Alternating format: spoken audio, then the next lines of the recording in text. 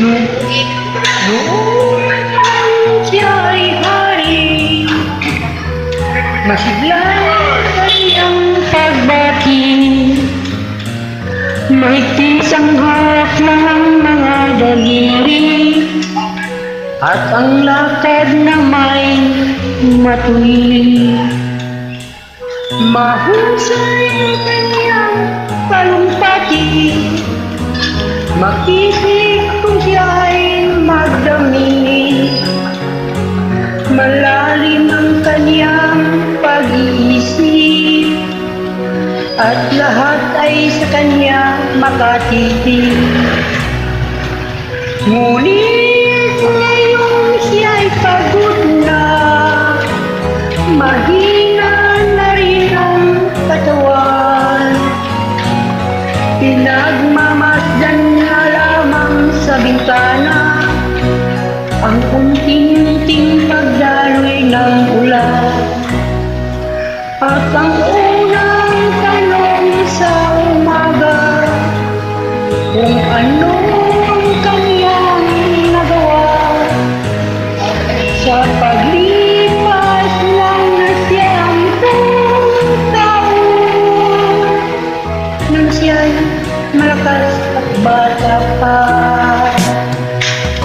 Si Lolo Jose, si Lolo Jose, si Lolo Jose ay matanda na, ngunit mahal ko pa si Lolo Jose, kahit siya ngayon ay laos na.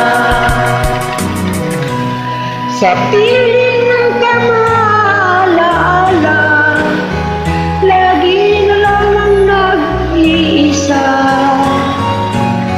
Kahit sulyap walang maasahan, sa anak na di man siya pinagbigyan.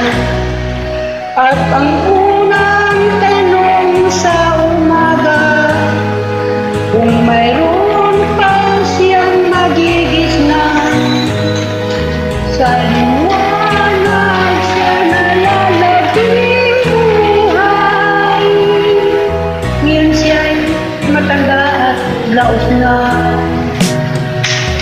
Si Lolo Jose, si Lolo Jose, si Lolo Jose ay matanda na, ngunit mahal ko pa si Lolo Jose, kahit siya ngayon ay laos na. Sa linis ng kanyang pag-asa, maghapon na lamang nakabantay.